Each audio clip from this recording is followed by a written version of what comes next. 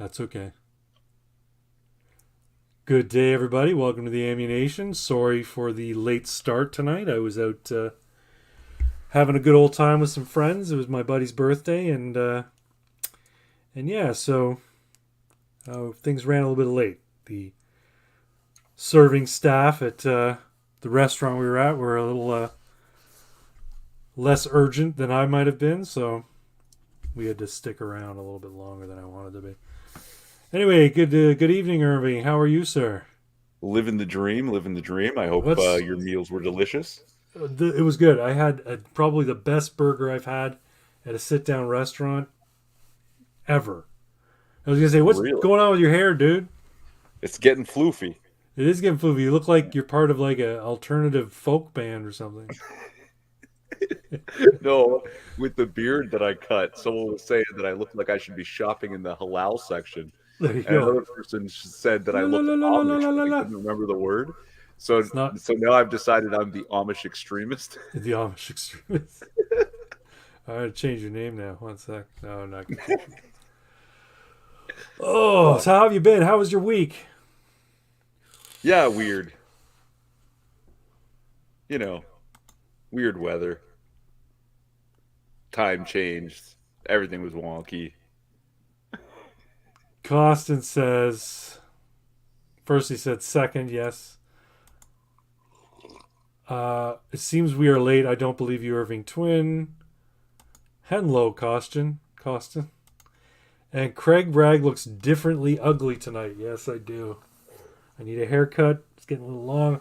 I'm wearing my cardigan and a collared shirt because I was out at a not a fancy restaurant, but someplace where you don't want to show up in a t-shirt and like raggedy jeans. So I put a little bit of effort in, more effort than I would normally.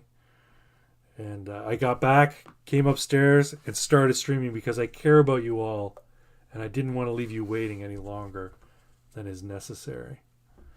And you know what? I'm so behind that I don't even have my banners set up yet. That's okay. We don't prep. No, Everybody knows. it's true. We don't really. Oh, wait. I did have news. What's that? I got a new camera. Oh, did you?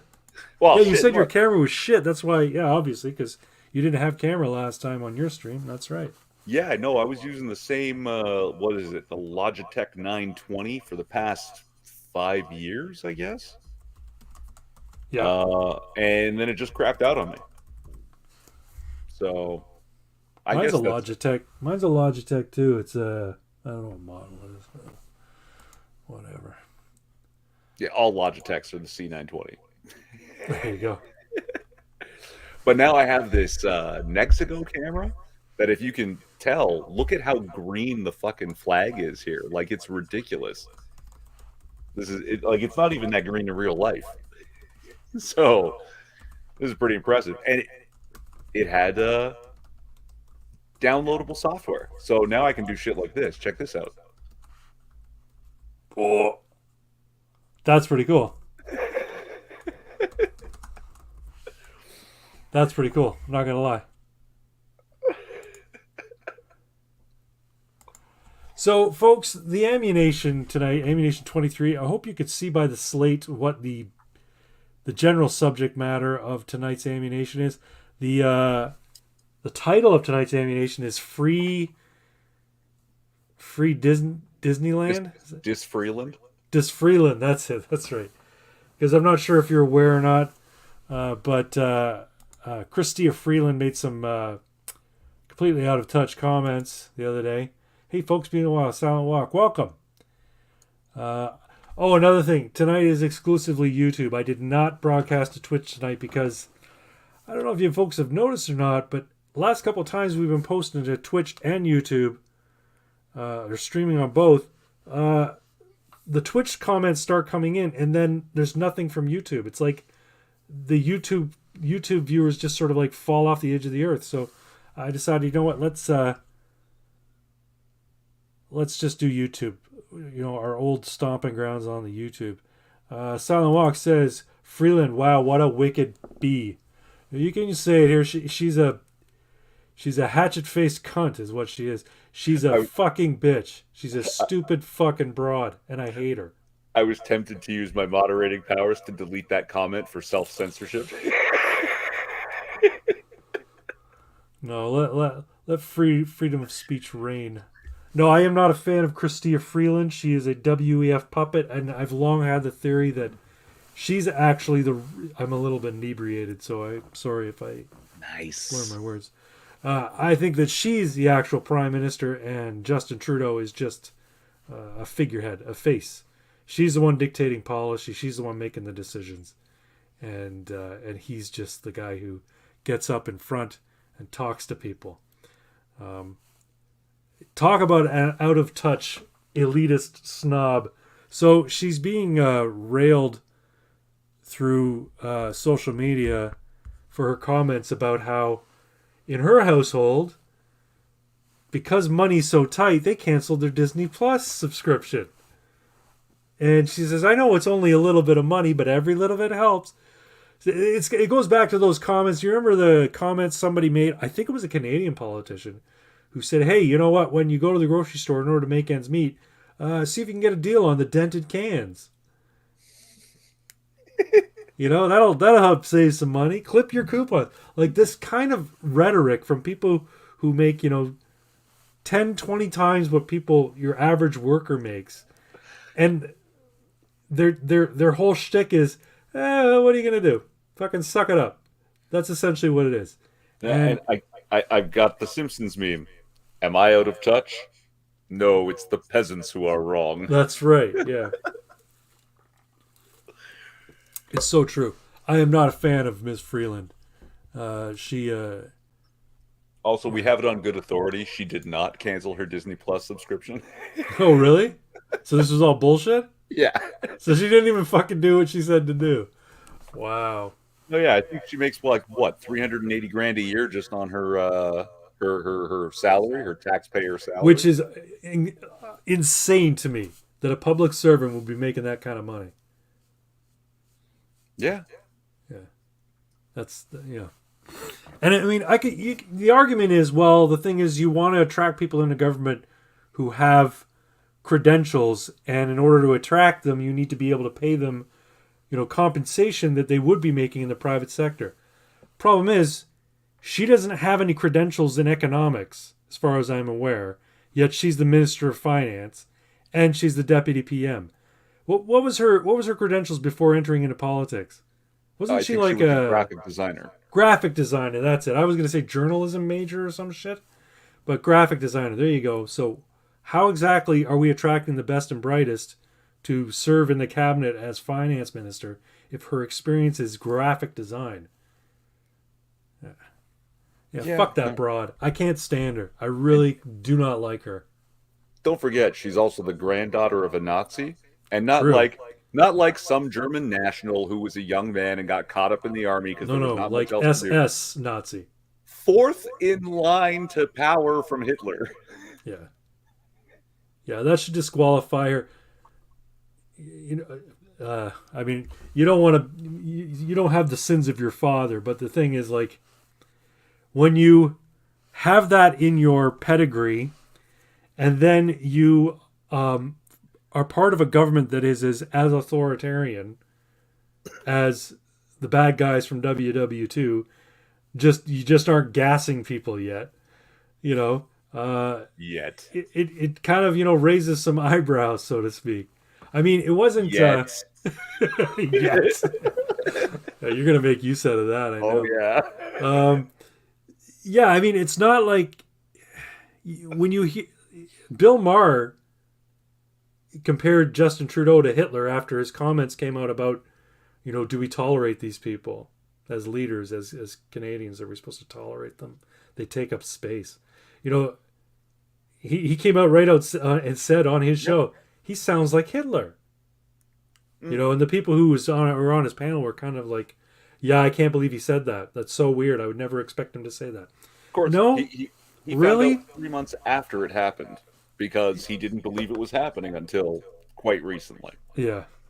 Right. So. Well, I mean, it sort of came out late, right? These comments were In French. They were made in French, but they were made before the Freedom Convoy. But Yep. it only really came out after the Freedom Convoy or after it already started, right? So, anyway, but we got some more comments here. Who do we got? Freeland, what a wicked bitch. Yeah, I think you're right on that. Thank you, Silent Walk. And if you're support Disney or supporting the Beast, no doubt about it. Yeah. Full disclosure, we have a Disney Plus membership. We have it because we were into The Mandalorian, and there's a couple of shows on or a couple of movies on Disney that I really like, and I watch them repeatedly. Plus, we're kind of what's the word? We're a little bit more free with our money than we probably should be. The wife and I should be budgeting a little bit more tightly, especially given the current economic situation. We're just we're creatures of habit, you know. I mean, Incredibles is one of my favorite movies of all time. So is Sky High. I love Sky. See where I'm going here, right? Like, and these movies are available at Disney Plus. So, you know, I've rewatched Incredibles probably, I'm gonna say 20 times. I watch it all the time. I love that movie. Disney was way better when it was constantly being accused of anti-Semitism. It's true. They're in a lot of shit right now, right? They're losing money like really poorly, like really badly right now. Well, I mean, you know, Chrystia Freeland was not coming up with a new idea. She was jumping on the bandwagon. Like, when your options are buy food or pay for Disney Plus, you buy food. Right. Right. And But people are getting poorer. yeah. But the thing is, the people who are paying for Disney Plus, they're less food risk or nutritional risk than people who wouldn't pay 13, 14 bucks a month for Disney Plus because they can't afford it, right? And they're the ones who are already eating ramen noodles instead of, you know, decent food. I'm just saying, like, people who were, oh, okay, it's not that expensive, are suddenly like, I can no longer afford this. Right. And I'm sure that they're losing revenue to that, right? Craig had him for me. I had them for Irving. Yeah, where are your drinks? Are you? It's not October anymore. You're not sober October. No, I'm just I didn't quit drinking. I just changed my habits a little bit. There you go. Yeah. No, I had a couple of double rum and cokes. Rum and coke is my drink of choice, and I was out with friends for a buddy's birthday, so I had a couple of doubles. The wife was driving. She said she didn't feel like drinking tonight, so I said, "All right, well, I'm gonna indulge." So I'm a little bit pie-eyed, as they say, and I hope you'll all bear with me for that time. Now we love it. Yeah. I mean, it's guys like Trudeau and girls like Chrystia Freeland and broads like Rachel Gilmore that really boil my blood. Oh, and every time Rachel Gilmore posts something on Twitter, I'm like, she's got to be trolling. She can't legit believe the shit she's putting out there. I almost made a video last night about Rachel Gilmore. Did you? You should have. You haven't made a video in 9 months, man. Yeah, it's been a long time. Not gonna lie, fucking demoralized, man. Like, I do this mostly to have conversations with you because we don't live like a short hop from each other. It's like a solid 40-minute drive. We wanted to hang out, so this is just once a week, sit down, chat on the phone, let other people hear it, right? Like this. Yep, true enough. That's essentially what it comes down to. It's true. No, but I shared your channel in the description. I would like you to see you make more content, because unlike my bare bones production values where I just put my phone on a mount in the car and I just hit start record and just rant for 10 minutes, stream of consciousness stuff. You have an opening animation and graphic. You've got music. You've got a closing animation graphic. I paid for fucking software. Yeah, but I'm too lazy to do that. So legit, this is how I make my videos. I'll record something either on the way or on the way home from the park with the dog. I'll get home. I'll open the YouTube app on my phone and I'll hit add video, and then I upload it. And then I start watching, I don't know, some fucking bushcraft video on YouTube, and before I know it, it's uploaded and I've got 5 views. This is the amount of thought and energy I put into my channel. You know the worst part? I actually enjoy the editing process. Do you? Yeah. I would too if I actually could take the time. I'm a creature of habit, and the habit is laziness. And they got me, Craig. They got me. Yeah. They got you, huh? Mm-hmm. Oh well. We had good evening, Mr. Pox Toxic. He's in the stream tonight. Irving can't stop jacking it for NNN, so he quit drinking as a poor substitute. What's NNN? No Nut November. No Nut November. He sent me like a you should shame him in a chat. Captain Blog war update from the group of dudes that are all doing No Nut November and wants me to read it. I don't think I'm going to. Okay, NNN field report. Okay. All right, I'm going to share this and read it on the chat. Okay, this is some irreverence in the channel. So give me a moment while I get this up to share here. Share screen. Chrome tab. There we go. Can you see that? It's a little bit tiny. Let me see if I can zoom in a little bit on there. It doesn't get any bigger. All right, whatever. I'll read it. I'll read it out. No Nut November, day 12. Another day in the trenches. The thoughts never let up. Every hour, it's a constant bombardment of degeneracy. At first, we did okay. Every man watching each other's back. This squad operated like a machine, or so I thought. Not even a full 2 fucking weeks in, and we were down to less than half our original 9-man squad. The best went down first.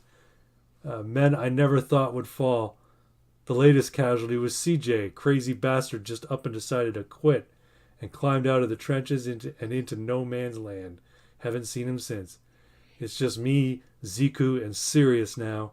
The jovial naivety that saw some of us get jokingly pressured into signing up is gone. Now there's only contempt for each other in the case of me and Ziku, and a determination to see this through. But as Thanksgiving draws ever closer, and the holidays remind you of that loneliness, along with a constant derision pressures my family, and it's okay, and a determination to see this through. Constant derision pressures of my family and society places on me. I'm not sure I'll make it to see the Detroit Lions face off against the Buffalo Bills this Thanksgiving with my brothers. I think there's one more. Battyman, we're all cheering you on to finish the fight. Third of the way there, boys. It looks like he's got some images from, it looks like Pokemon. Oh no, or is it Dragon Ball Z? Where they're lending him energy for the spirit bomb. Oh yeah. What a lovely day on the oh good lord. Why my nuts hurt. 2 days ago a girl was riding me, cowgirl facing me, and I tried to reach around to spank her. Oh. What the? Yeah. And I missed. I slapped my nuts so hard, literally cried. This is from you, Mr. Twin. I'll read this. You want me to do it? Yeah, okay. You go ahead and read it if you want. Be old book full of failed predictions in vague, flowery language.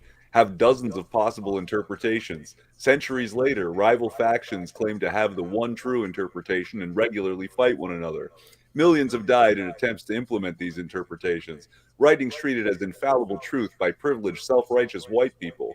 Be Communist Manifesto. Pick unrelated. It's so true. And there was another one you sent me. There's a place on the internet. Fucking Pox Toxic said some of them was. This is funny. Women. I don't want to have anything to do with women.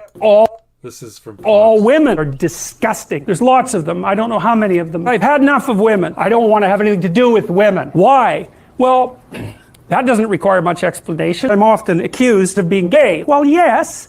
Obviously, meow me, look at me, I'm Hitler.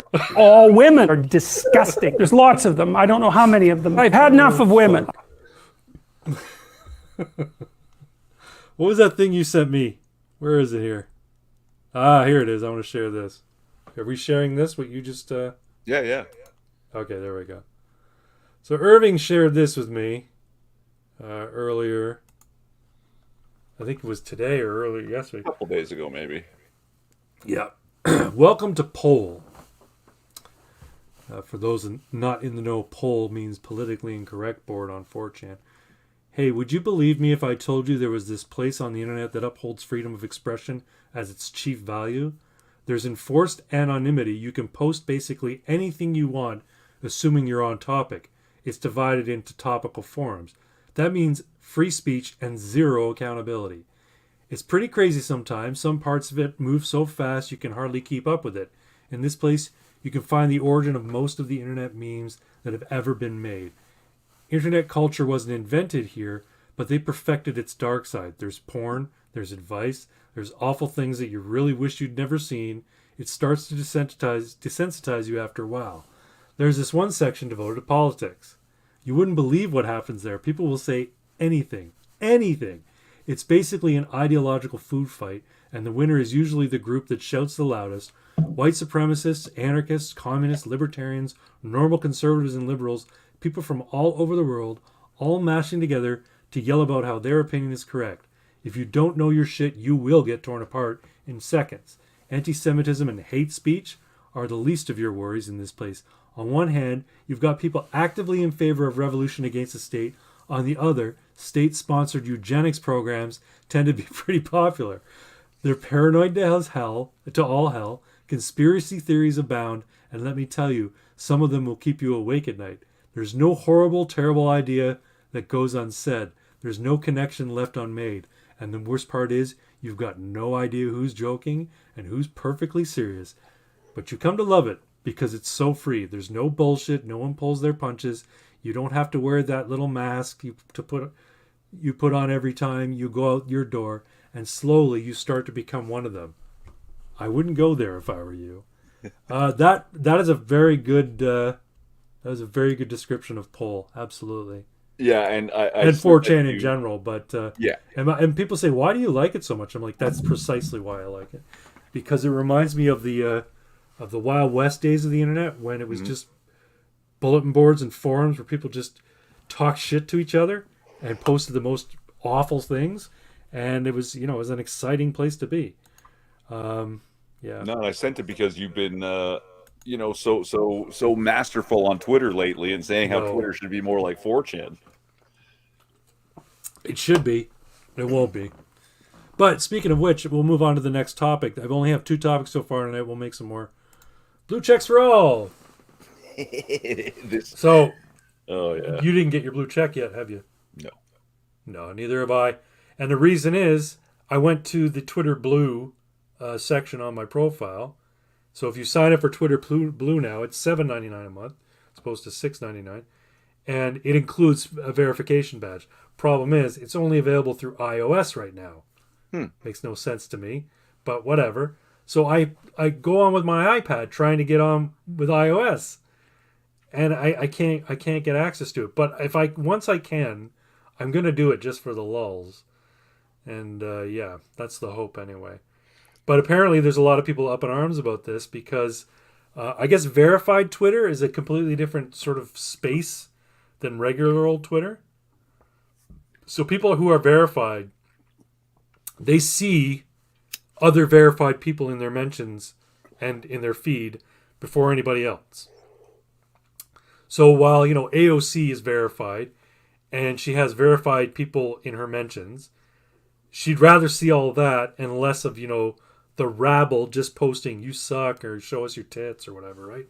So the problem is now that anybody can get verified, people with blue checks are saying "you suck" and "show us your tits," and this is really driving it. It's driving journalists crazy, because before they used the Twitter verification feed as their means to coordinate with one another about how to release a story or who's going to release a story. Or have you heard this story? That kind of stuff. And now their mentions are full of, the rabble blue checks marks saying "you suck" and "show us your tits." So yeah, personally, I think it's beautiful.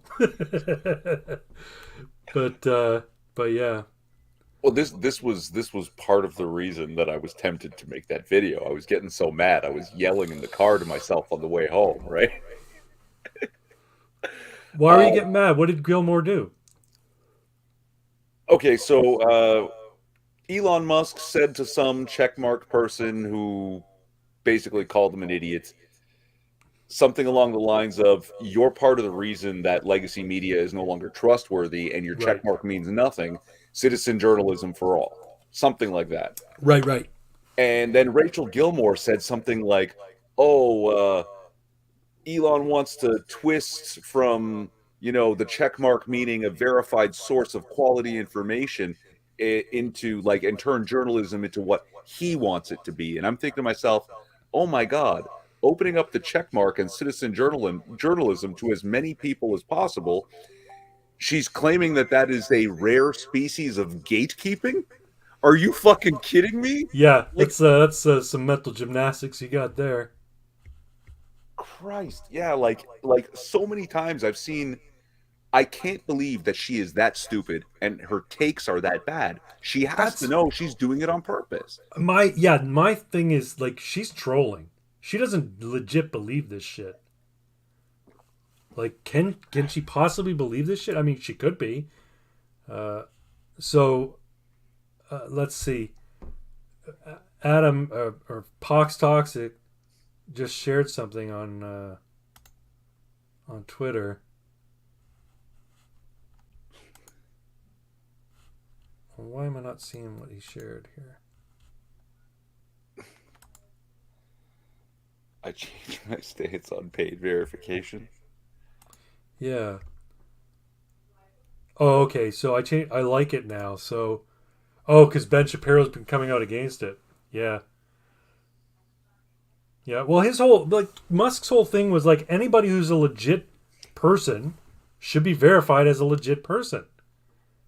And part of that was to like combat the bots, right? So if you can prove you're a real person or you represent a real interest, like a legit interest, you should be verified. And I agree, personally, but yeah, no, the notion that, oh, how dare you give the verification badge to, your everyday schmuck. Like, well, why not give it to your, what are you saying, you're better? And I mean, that's, Elon Musk's comment, is proof in, what's the word? What's the phrase? It's proof in and of itself, or whatever. That she thinks that, or anyone thinks that journalism is quality. The current crop of journalists out there are providing quality information. Hasn't really been paying attention for the last, 6 years. They're garbage. They peddle nonsense and just smear people. They're the worst types of people out there. They dox people.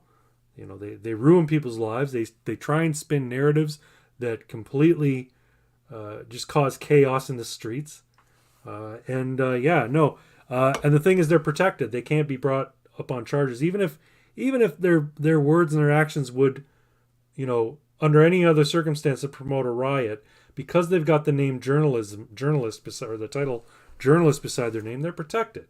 Like, if you or I were to go out there and say, what happened in this instance was terrible, and people need to be held to account, and we should all be rising up, they essentially do that without saying it in so many words. And what happens is, the way they spin the narrative, the way they present the information or misinformation, it causes reactions, and they know full well what those reactions are going to be. So in a sense, they incite violence, they incite riots, they incite looting. But yeah, I think most of their fear is that, like, they've had control over their competition by making the check a status symbol. And because they were the ones who could basically get Twitter to strip other people of that status symbol, now suddenly their competition is going to be steep and they're going to lose. And they know it because they know they're doing bad and they're doing it on purpose. True. Costin says, I ain't paying for Twitter. Well, you don't have to pay for Twitter. You can still have Twitter You're paying for Twitter Blue, which has extra tools and shit in it. I won't say you suck, Craig Bragg. I don't know that, you asshole. Wow. Was that in response to my comments about AOC? I think so. Silent Walk says hands up. Those were parody accounts. Oh, were they? Okay. The Ben Shapiro were parody accounts? Oh, Ben okay. Shapiro and Ted Cruz talking about the first time they had sex with a human woman. I didn't read I was just trying to figure out what it was. Elon Musk is nothing more than a government plant. Most people can't see that. It could be. It could all be a psyop. You know, part of me thinks that everything we're living right now is all a fucking simulation because so much of it is so predictable. You know what I mean? Yeah. Did you follow the midterms at all there, Irving? It didn't go as well as people wanted it to. It's not over. Still fucking Oh yeah, going. no, they're still fucking counting in Arizona. I can't believe it. How the fuck is that even possible? It looks like Lake is gonna win governor. That's lucky. Well, I mean, there's like almost 500,000 ballots still to count, and most of them are favoring her. So, I mean, it's probably down to 300,000 or something. But no, this is absolutely ridiculous. This is guerrilla fucking Banana Republic type of shenanigans going on. The fact that on election day, 25% of polling stations in Maricopa County, all of a sudden their machines broke. Yeah, really? All in, Republican areas. Well, Maricopa County is probably mixed, but yeah, I think it leans Republican, but it's a pretty big county. I think it's part of one of the larger cities in Arizona. But either way, it's a densely populated area, like county, where a lot of ballots are going to be coming in, and all of a sudden, boom, a quarter of all the polling precincts in Maricopa County fucking break. Come on, man, like fuck. Don't tell me there's not shenanigans going on, like. No, and then, checkmark journalists come out and say, oh, but this is totally normal. Well, I like how in Pennsylvania they were preemptively going, hey, just so you know, the count could take several days. It's not that quick. Bullshit. It was quick when you were doing it manually. This is a recent phenomena. It's only been like this the last, 2-3 election cycles. You used to sign an X on a paper fucking ballot, and it was counted. You knew who was going to win by the night of. Absentee ballots were so few and far between because they were primarily military and people who were overseas for other reasons. They didn't even factor in. Nobody fucking cared. Now every little fucking ballot is has to be counted. Oh, you never know. It's so close. It's so tight. That's why I'm thinking like the whole democracy thing's a psyop. At the end of the day, it's not the people who decide who's going to run the country. It's decided in back rooms. And it's decided with fucking dirty handshakes. And people are just given the illusion of choice. But I could be wrong. I don't think Musk is a government plant. I think he's a legit individual. I don't think he's not a savior any more than Donald Trump was a savior. But he sure as hell is entertaining to watch on Twitter. Yeah, no, he had some poll that he put up. Twitter is better. Twitter is worse. And then just like laughing faces and a couple of fires. And I voted for laughing faces and a couple of fire. Better and worse were split even at about a quarter. And it's like 50% or more. Like just the vast majority are just laughing their ass off about what's going on. So I don't think it's in as poor shape as they want it to be, as the media is trying to. Rumor has it that I saw on a couple of YouTubers I follow saying that, like Tim Pool said that Elon Musk warns that it could go bankrupt. I'm like, what? That seems kind of premature. He's only had it for a couple of weeks. Like, I mean, I guess it could. If you can't make it work. Did you hear the audio that got leaked? No. Of him talking to somebody. So he was talking to somebody who works at Twitter. I don't know if it was on a like a Zoom call or whatever, but it was recorded surreptitiously. And this person said, even if we all come into the office, we work in different offices. It's not like, you're going to see us every day or whatever. It's like, yeah, but you can do more. Like, we all work in different offices, so we're not all meeting face to face. He says, yeah, but you can do more. You can do more face to face interactions, get more work done, more face to face productivity coming into the office. He says, look, if you can come into the office and you don't want to, or you won't, resignation accepted. Like, he was just flat out said, you don't want to come into the office? That's fine. Go get a fucking job somewhere else. He says Tesla's the same way. We have more than one Tesla location, but people are still expected to come into the office that they're expected to work at. And even though we don't do everything face to face, they have to come into the office. And he says, if you can't come into the office, resignation accepted. Get the fuck out. I mean, you'd think that this person would have some sort of, like, I don't know, what's the word? Sorry, I'm drunk. Some sort of, like, cognition about the state that they're in right now. He just let half the fucking company go. You think he's going to give a shit about what you have to say to him? And you're talking to him like he's stupid? Like you know more than him? Come on. Like, give me a break. No, yeah. What was he saying? That there was like 10 managers to every coder. Yeah. Right. And so someone tried to frame it as, oh, Elon Musk fired 3/4 of the Twitter staff. Now he's trying to starve the rest because he doesn't want to give them free food at work. It's going to starve them, is it? Yeah. What do they call it? The Perch? The Perch? That's their little coffee bar where you can get like fancy fucking macchiatos and shit for free. They have wine on tap. Yeah, and they have wine on tap. Yeah, you saw that video, right? Yeah. Here's what it's like working at Twitter. And this girl walks in, she talks about all the fucking food she ate, the fucking ping pong game she played, the foosball game she played. She booked a meeting. You know, she never talked about going to the meeting, but she booked a meeting. Yeah. And yeah, all you know, I went for a quick fucking massage. I went for this yoga room. Like, are you gonna do any fucking work today?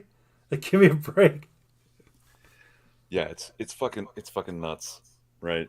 But this is what happens when your workforce is composed of entirely of people who went through school when it was nothing but like a fucking nursery, where everybody got a participation trophy, where nobody had to read out loud in class. The teacher read to the students like they were fucking children. And yeah, you were never expected. And it was very rare that anybody ever got an F. Like, you had to seriously fuck up if you were going to get an F. Oh, it's like they were saying something like, oh, you have to do these things to attract the best talent, but you know, it's not the best talent. It's the fucking laziest, most entitled talent. Yeah. Like that's excuse me. You know, someone threw up into a garbage can because Elon Musk issued a direction. Yeah. I can just imagine what people were going through when they sent out the preliminary email about, you're going to get an email in a little bit. It's going to tell you whether or not you got a job here or not. And then those emails got leaked, and they simply say in giant font, you're fired. You're safe. If you're fired, saying, sorry, this is tough to do, but, you know, we have to trim the fat, so to speak. I'm paraphrasing. And the other one says, you're safe. We appreciate the contribution you make to Twitter. We look forward to working with you in the future. Yeah. Like, fucking hardcore, man. Mm. But you got to appreciate the frankness with which the business is operating. You know what I mean? Yeah. Instead of all this, like, nonsense where everybody's feelings have to be taken into consideration. No. It's not working out. Stop working here. Go home. Yeah. No, I'm sure, like, I mean, what were they saying? That it's losing $4 million a day right now, right? And it's mainly because, like you said, like they're 10 managers to one coder. They're way overstaffed. You're not going to save $4 million a day by firing staff, but also what happened is a bunch of advertisers pulled out. Yeah. And people can, like, oh my God, that's terrible. We have to panic and do exactly what the advertiser. No, you don't. You just got to find other people who want advertising. Right. right? Just start giving it to a bunches of smaller advertisers, cheap. Sure. Get At the a better, revenue at a flowing better rate. back in, like, Volume advertising, yeah. I mean, the fact of the matter is the Twitter model, I don't see how it does make money, even with ads. I mean, because you take a look at, going back to 4chan, you take a look at 4chan. It's an anonymous message board where anybody can post anything they want. It's basically, the nexus of free speech on the internet. They have ads, but it doesn't make money. Their ads are basically banners at the top and banners at the bottom. and Because nobody wants to that see shit. their conversation interspersed with ads all the fucking time. That's the problem with Twitter. You're going through your feed on Twitter, you're looking for conversations between people you follow, and then boom, promote it. Here's an ad for a new app, or here's an ad for these amazing slippers, or here's an ad for Cozy's new couch deal, or whatever. I don't want to see that all the time. I tend to hide ads. When I see it, I go to the top 3 little dots. I say hide ad, mute this company, mute this company. I mean, it means Twitter's not making any money from advertisers, but that's why he's moving to the subscription-based model, right?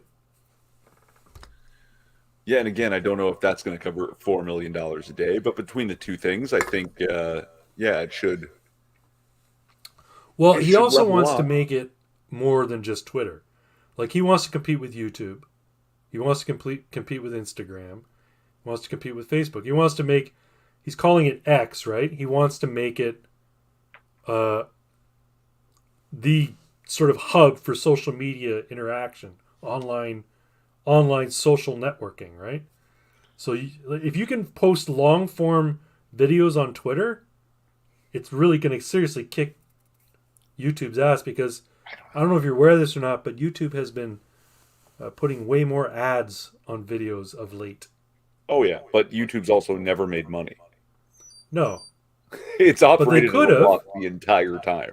they could have made money if they kept their model desirable, right?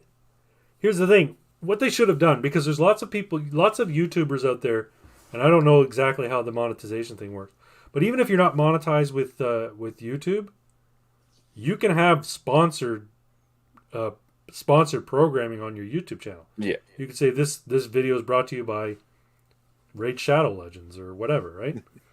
It's your And boy. you have an arrangement with them, and they, you get so much of a kickback. I mean, YouTube could have just come in and said, "We've got a rule. If you're going to do a sponsored video, we're going to get a cut of it, small cut." I mean, they take a cut of your live stream super chats. They take 30% of your super chats. So that's the only way they could conceivably make money. But now they fucking put, non-skippable ads at the beginning of every fucking video, normally 2, and if the video is more than 10 minutes long, there's one in the middle of it somewhere, and then there's one at the end if you don't happen to click off of it when you're done. And the worst is you pause because you got to go take a piss or something, right? And you come back in the middle of the video, and boom, another ad pops up because you paused for more than 2 minutes. It's so fucking frustrating. It drives me nuts. But anyway, Facebook is also losing money. yes, Big. and they laid off a shit ton of people. Like Yeah, Meta no, is apparently the Meta, they're Metaverse. the metaverse. It's like a ghost town. Nobody fucking goes there. Yeah, no, they spent what, like $1 billion or something ridiculous on building it, and then they looked, and there was literally 30 people in the entire metaverse, 30 users. Yeah.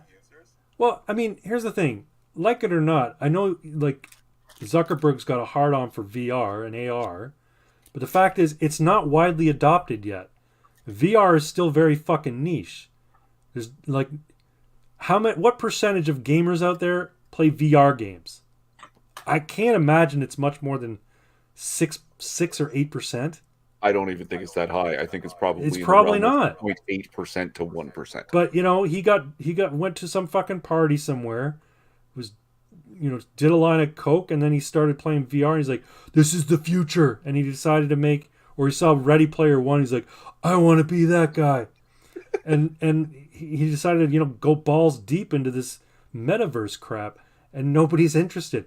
Fact of the matter is, if I were going to go play VR, I would go to VR chat before I went to Meta, Because at least on VR chat, I know that I'm going to get much more like a 4chan experience than I would on Meta. Like if I went in Meta, I know it would be sanitized. I know I would have to watch every little fucking thing I said. Whereas in VR chat, it's a Wild West type of VR community. Right. So, and I much prefer that. But Squid Coyote has joined the show. what's that? Squid Coyote in chat. Oh, sorry. I'm just making a banner.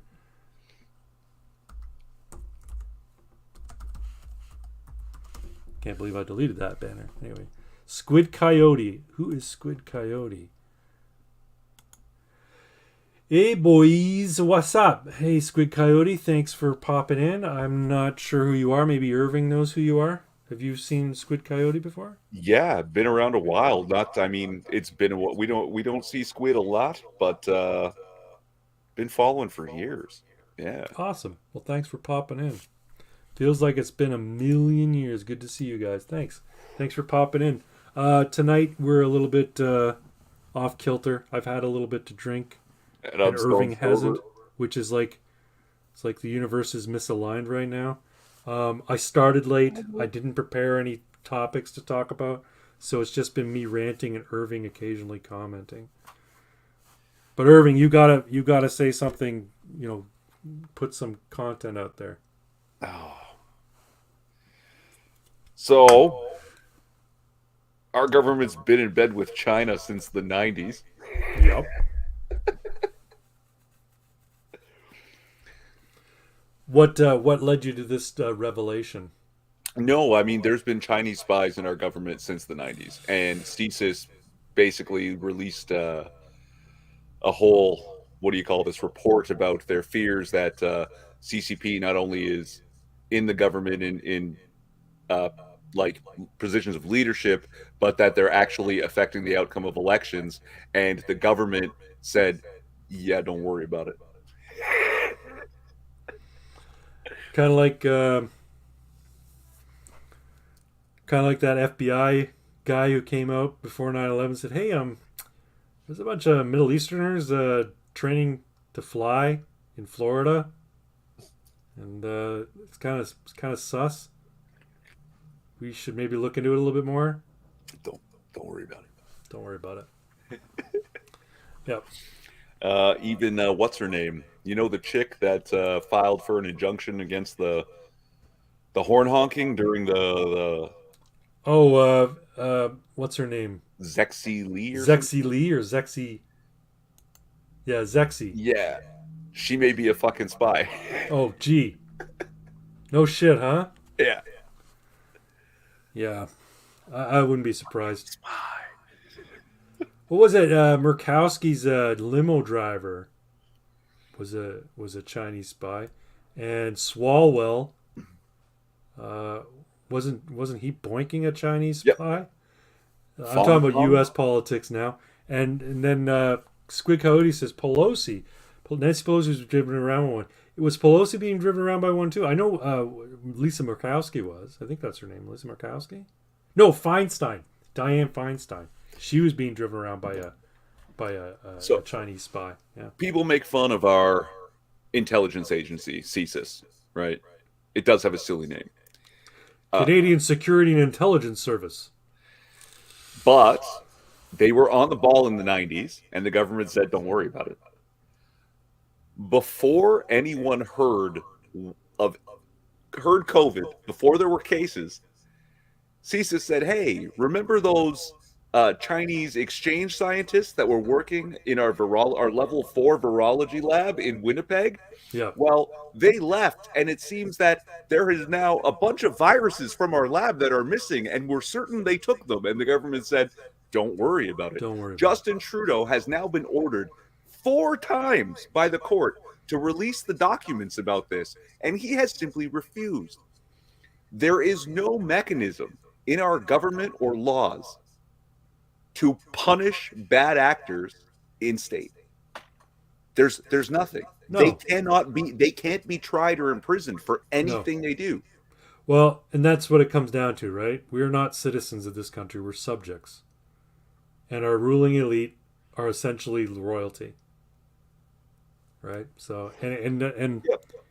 I mean, I can't think of a more. I mean, you look at the United States, and by the most basic definition of what fascism is, the United States is a fascist country. It's private ownership of all industries, but government controlled or government regulated to the point of it.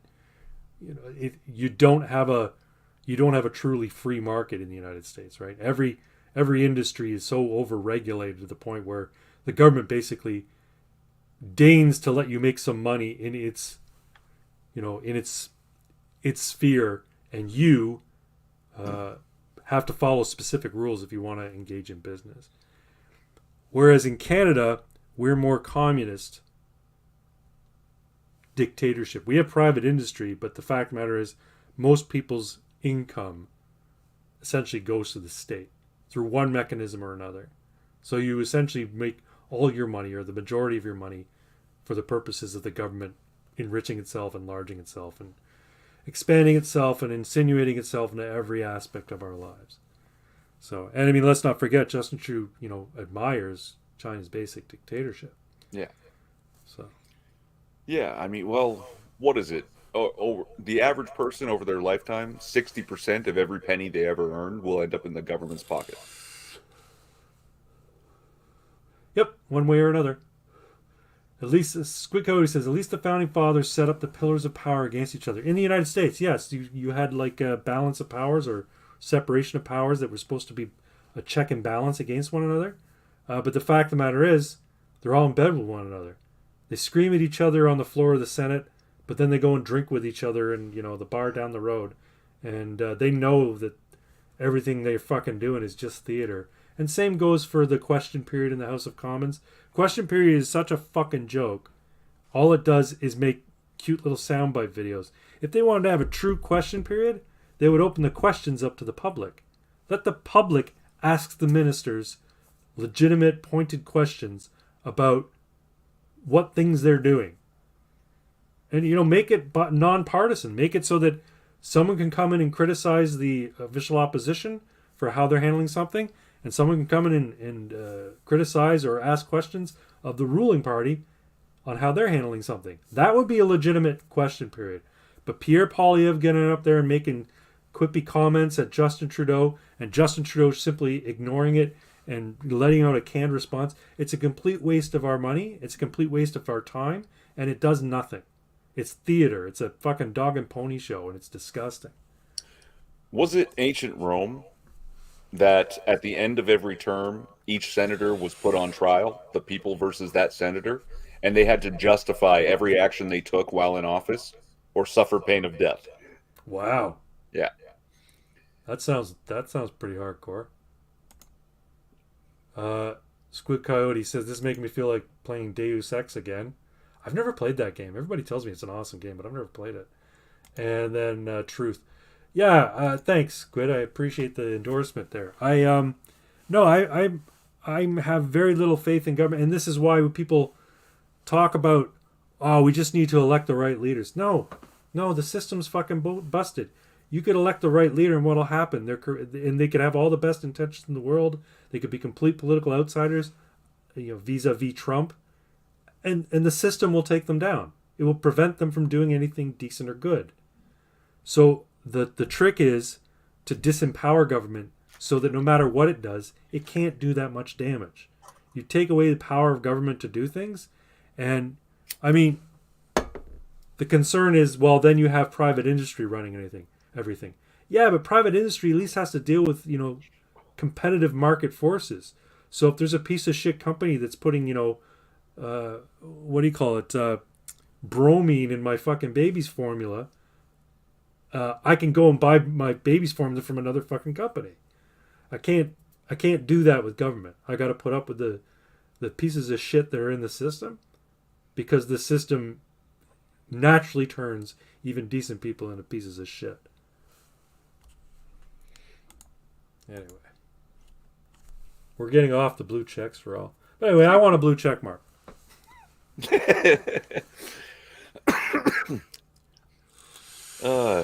Your feedback is appreciated. Now pay $8. That was like the best fucking line. Yeah, so good. He's fucking consummate troll. I love it. No, I like Elon Musk. I like, I don't know. He's got fucking big brass balls. Yeah, when you've got money like that, it doesn't fucking matter. Like, and he's not an entertainer, so he doesn't have to suffer that MK Ultra shit. No. And like, you know, He's also autistic, right? He's on the spectrum. So oh, it so makes he's it so immune to that, propaganda. yeah, well, yeah, not only that, it also means that he's less likely to have a filter. I mean, he's still functioning. He still knows what's appropriate to say and what's not appropriate to say, but he doesn't give a shit about hurting people's feelings because he's on the spectrum. He's like, fuck it. Like, I've known people who are on the spectrum, and a lot of them use it as an excuse to be assholes. But I think some of them are just assholes that don't realize they're assholes. You know what I mean? I don't know if that's the case with Musk. I think he's probably socially aware enough to realize when he's being an asshole. He just doesn't care.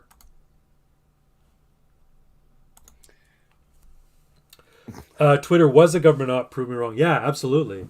Absolutely. When people were spouting off about, oh, it's a private company, you can ban whoever it wants.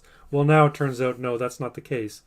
Twitter was being directed and being accessed by government agents, Homeland Security in particular, and deboosting or outright hiding content. In particular, was, Hunter Biden laptop. Like the Hunter Biden laptop, that was seen as being problematic to them, and they used whatever justification, but it was primarily, well, this is a threat to national security. Misinformation is a threat to national security. I mean, if that's not Orwellian, I don't know what's Orwellian. You know what I mean? Yeah. But yeah, no, it's all the social media companies, right? It's amazing that, they're all started by these really eccentric, weird nerd type people who, came up with a really cool idea for an app or a program or a website, and then all of a sudden became multimillionaires almost overnight, peddling an app that didn't have any real money-making capability, and turns out the value in it was data mining of its users. In cases like Google and YouTube and Facebook and Twitter, you are the product. Yeah. You're using a service and you're selling everything about yourself to them. What was that doc that ran about a year ago to maybe 2 years ago about social media? I'm trying to remember. It had a funky name. Yeah, and not the movie The Social Network, but it actually had a title, if I remember correctly, that it was similar to that. Like a documentary, right? Yeah, yeah. And the producers are asking all these people, these tech experts, people in the industry, right? What's wrong with social media? Yeah, I know I'm echoing. Sorry about that little technical issue we that cropped up. Yeah, that we're still trying to hammer it out. We don't know why he's echoing. But they're asking all these people in the business, what's the problem with social media? And the people in the business are there saying, well, it's not the social media itself, right? It just does these things. And so the question is, so then what's the problem? And they all just sit there like staring, and nobody answers the question. Yeah. But by the time you finish the documentary, you realize, well, the problem is people. Yeah. Right? Like that's the fucking problem. Right. It's like saying, well, what's wrong with McDonald's? Nothing's really wrong with McDonald's. It's food. It's not the best food, but it's food. It's nutrition. The problem is people's tendency to eat shit like McDonald's all the time. Yeah. And it has a detriment to their, McDonald's. It's like a gun isn't necessarily dangerous unless it gets in the hands of somebody dangerous, like or, it's or just incompetent, or very upset. You're very angry, or an imbecile who doesn't know better, right? Or they're untrained. Same goes for food. Same goes for drugs. Like, drugs in and of themselves aren't bad. It's what happens when people get a hold of them and don't have the wherewithal to control themselves in their use. So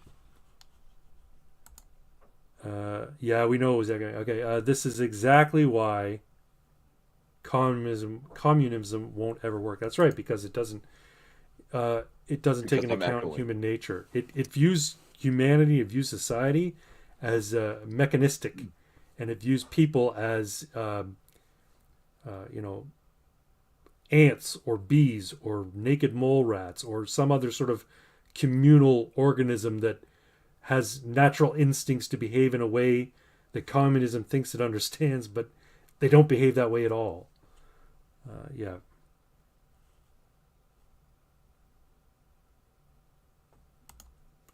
Most people don't realize the early American settlements tried to work on that mindset, then we moved on. Don't work, you don't. That's true. The earliest settlements of the colonies, the Pilgrims, they decided to set up their little walled wooden fort towns as yeah, let's everybody farm and collect our food and put it all in a big storehouse, and then when you need food, you just go and get it. Problem was that people who weren't working were taking food that they shouldn't have had access to. Yeah, and then they fucking said, no, enough of this. You know, you don't work, you don't eat. Oh, you're making rutabagas? Okay, well, you better hope your neighbor likes rutabagas, because you're going to have to trade those rutabagas for his corn or whatever, right? Yeah. It's geez, pardon me. Yeah, it incentivizes someone to do something useful, Right. as opposed to disincentivizing them. Right. And this is the thing that gets me about, socialists, communists who say, well, capitalism is predicated on exploitation. I'm like, so what do you call making people work for a community at large without compensation, but having food meted out to them by some central figure, central authority? Is that not exploitation? You don't Yeah, you want me to pay for your health care and everybody else's too, right. but that's not exploitation. Yeah, exactly. So I mean, if you think capitalist free market system is exploitative, what do you call communism? Where it's one central like in a capitalist system, you at the very least can say, you know what, I don't like how I'm being treated at this job. I think I'm worth more. I'm going to go somewhere else and get another job. Mm-hmm. Can't do that in a communist country, because unless you want to try and escape your country, but they mostly put up walls and shoot you when you try and leave the fucking border. No, basically you work for the state. The state metes out the food and the goods based on what they feel you need, and if you feel you need more, tough titty. Yeah, it's the only people who could ever rationalize communism as a viable system are people who have benefited from so much privilege, so much excess, and so much wealth that they've never had to think about not having, food. Yeah. I mean? Yeah, they whine and cry for the people who have to resort to soup kitchens, but they've never had to resort to soup kitchens. Well, we had that cool Norwegian fella from Twitch a couple of weeks ago, month ago maybe. Yeah, he was talking about socialism being this wonderful thing. Yeah. Or that he healthcare was a human right. Yes. And it was like, no, it's not, because it's like the idea of healthcare can only exist in a nation that already has immense wealth. So if you think healthcare, like think about hospitals, MRI machines, training doctors and nurses, and the cost of keep right. That's already like so much money that had to be spent over generations to get there. Right. And then to say that that's a human right, well, it's also saying that it's a human right to the wealth of that nation, which means it's a human right to be wealthy. Like those things also have to be true to think that healthcare is a human right, but they've forgotten where the wealth comes from. Right. I ended a sentence with a preposition. What the fuck? Yeah, you do that a lot. I know. It's terrible. It's okay. We're not. They've forgotten how wealth is generated. There's always a better way to say it. That's true. You never have to end a sentence with a preposition. You should not need to end a sentence with a preposition. Yeah, I mean, the notion that I forget where I was going to say. But yeah, okay. The idea of having a right to health care is like having a right to the nation's wealth. Yes, that's a very good point. The notion of positive rights, ignores the fundamental request, which is anti-Marxist when it comes down to it, because part of the Marxist philosophy is that uh, a factory owner or a company owner, exploits the unrealized value of your labor and makes a profit on the unrealized value of your labor that you don't enjoy. But the idea of providing things like positive rights, like everyone's got a right to food, everyone's got a right to shelter, everyone's got a right to healthcare, is exactly that. It's exactly saying this person, you have a right to the fruits of his labor. Yeah. Again, if that's not exploitative, I don't know what is, right? But And I don't know if these are the technical terms, positive rights and negative rights. I don't know if I invented this other term, but I have been in my head referring to things as dependent rights. Like they're dependent on the wealth already existing, right. right? Or And the maybe like. contingent Sure. rights might be better. But But they definitely rely on first the existence of an entire society and generally that society being wealthy, right? right. And it's just like, geez, where do you Ugh. Being convicted of communism should be a crime, and the penalty should be 5 years in the manual labor sector. Yeah, so if somebody finds out that you're an ardent communist, you should be put on trial, and if you're found guilty, you should be forced to pick up fucking junk at the side of the highway. Yeah, I agree. That's not a bad idea. No, fuck coal mining. Coal mine. There you go. Like the gulags. Remember, Marx was a NEET who disowned the child he knocked up the maid he was being. And yeah, it's true. He never had a job, just like Fetterman. And can you believe that motherfucker won? I can't believe Oz conceded, but I can believe, anyway, whatever. Wait. I'm sorry. Liberals. Republicans are also stupid. Also liberals. Vote for the guy with brain damage. Well, I mean, they elected Biden. I don't think he was that You know what? brain damaged yet. I bet you that was probably it. Like, who should we put up in Pennsylvania against Dr. Oz? I don't know. He's a big time celebrity. We got to get somebody. Maybe we can get another celebrity. Oh no, I don't know. It's got to be something out of left field. Hey, it works so well with the retard in the White House. Why don't we put up another retard? That just might work. So, I'm sorry. I shouldn't use the R word like that, but I'm not sorry.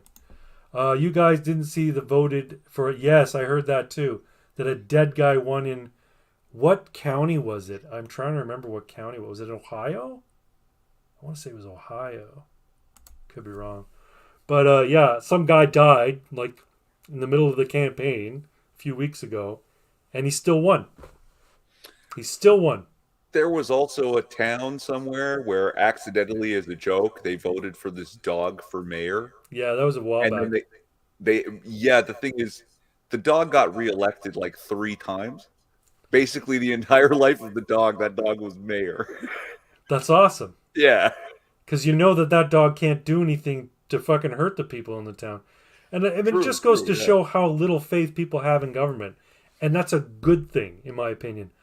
You should not have faith in your government. Should be, just a civil service system that does things that no company can make a profit doing, and nobody wants to do of their own volition. Nobody will take responsibility for. That's what government should be doing.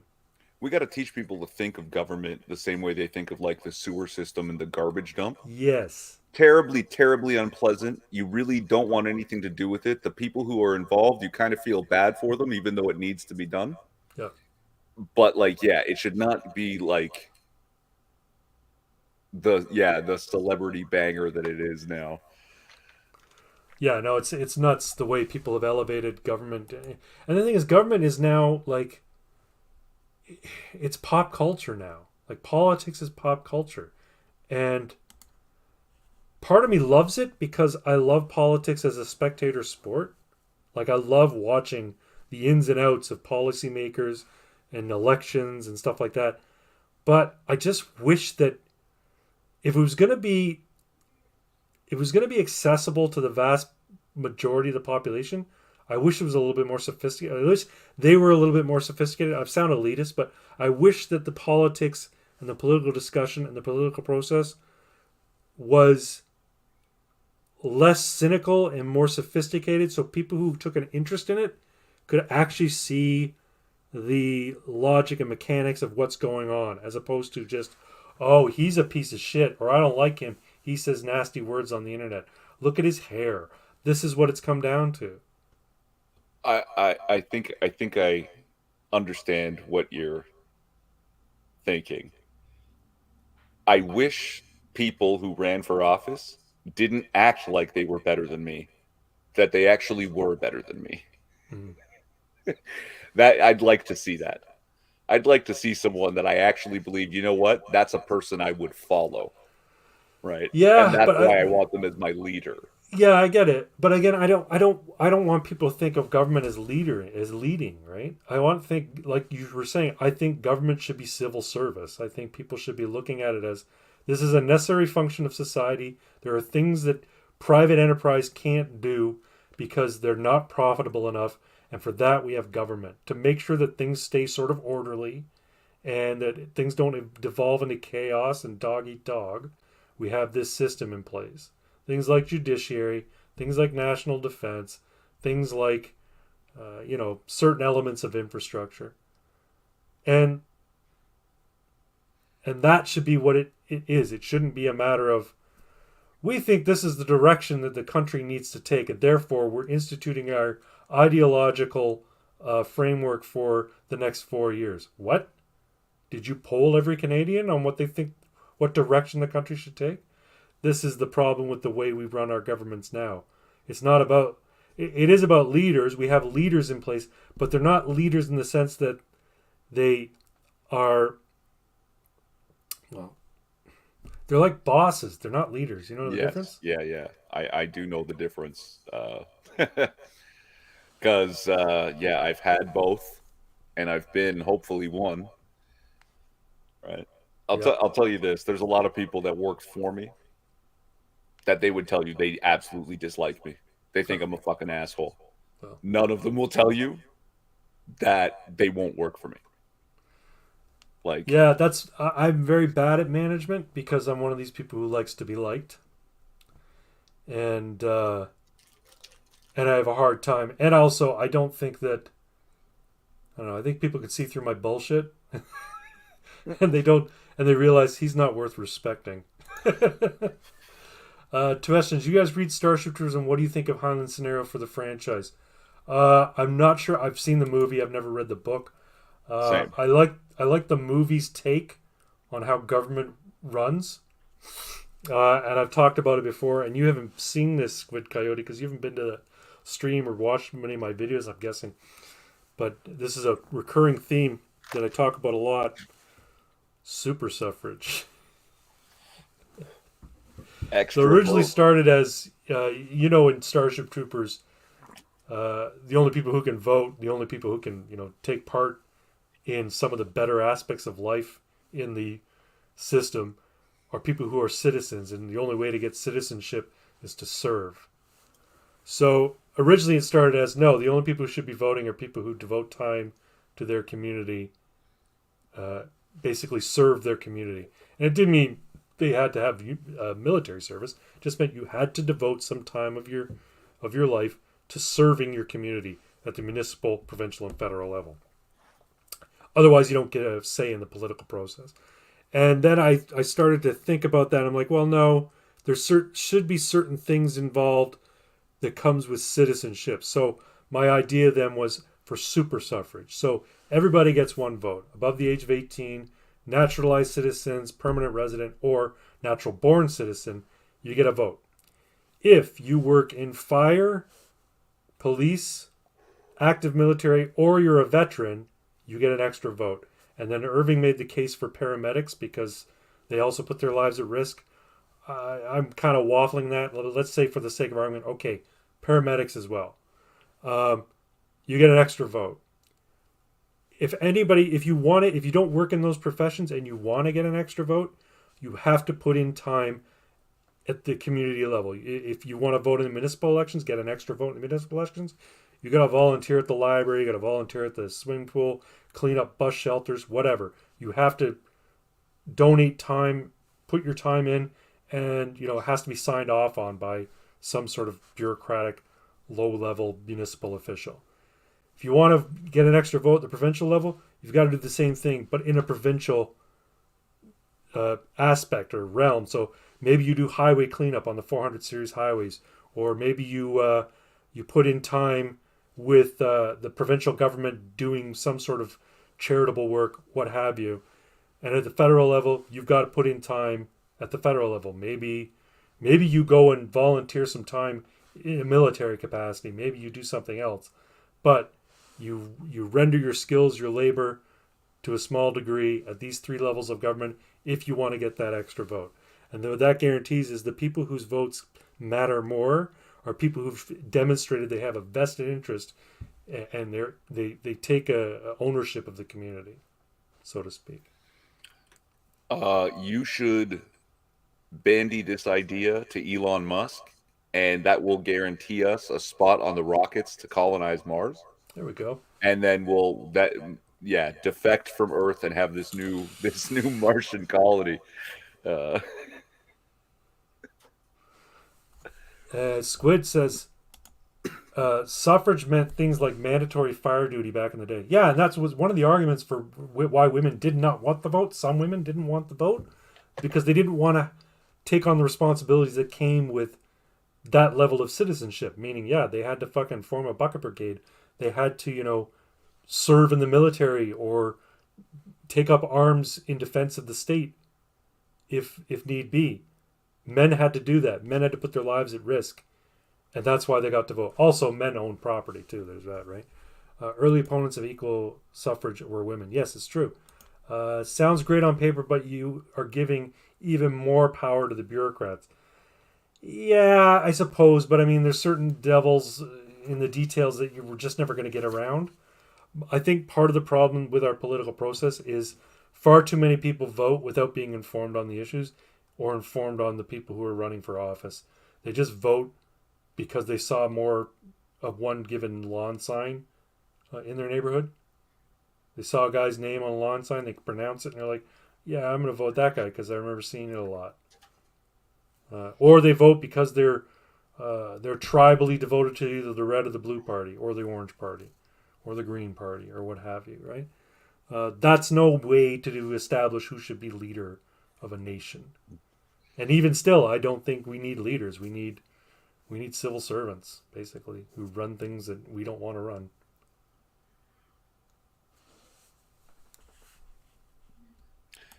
Yeah, everything sounds great on paper.